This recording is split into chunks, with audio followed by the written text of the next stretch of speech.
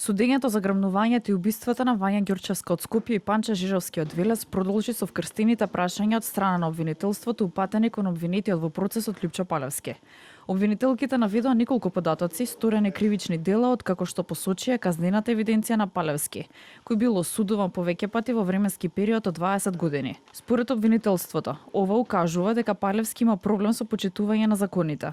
Лјупчо Палевски пак за грабнувањето и убиствата кажа дека обвинителството нема докази против него. Лјупчо Палевски пак кажа дека мотивот за овој предмет според обвинителството е нелогичен. Вашиот мотив во обвинението е нелогичен. Според логиката, доколку е користолюбие, ќе имаше засолниште за детето, а не класично убиство, ќе имаше контакт со мајката или таткото, за да се направи таа уцена, да се принуди некој да даде пари. Не само што не се случило, туку не понудивте ниту еден доказ на таа многу важна околност, мотив зашто е сторено делото. Одбраната на Лјупчо Палевски со став дека обвинителството нема докази за неговиот клиент и останатите обвинети за грозоморните убиства. Нејасно ми е зошто обвинителството на место да ги нападне осомничените и обвинетите со конкретни докази, тие само прочитаа наслови. Како што тргна постапката, така и заврши. Со прашања на луѓе кои ги теретиш за убиство, прашања малтене да помогнеш на обвинет. Цело време барам и чудно е во цел свет, мислам дека нема обвинет за убиство да бара да се вештачи чаура, а чаурата ќе повторам дека е вештачена единствено само од кој калибар и од кое оружје може да се испука. Тоа е стварно срамно за вакво грозоморно убиство. Одбраната на Боре Видевски смета дека е потребна реконструкција на целиот случај. Според адвокатот Бојан Манев, од самата постапка произлегува потребата за реконструкција.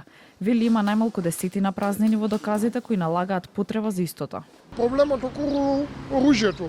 Второ, проблемот околу снимките. Неколку лица кои што се појавуваат во исказите на обвинетите, а при тоа не се сослушани, а произлегува дека се дел од предметот. Постојат после и најголемата потреба можеби никаде од исказите на ниту еден од обвинетите не произлезе поврзано што со таткото. Така што мислам дека е неминовна потребата од реконструкција. Судот прифати да се прибави снимката од банката во која бил Лјупчо Палевски на 27 ноември 2023 година, во период од 9 до 12 часот. Додека пак барањето за повикување сведоци, односно вештаци кои ја вештачеле чаурата, не е прифатено затоа што ова барање не било навремено доставено согласно Законот за кривична постапка. Следното рочиште е закажано за средината на следниот месец. Продолжува со дополнение на доказната постапка.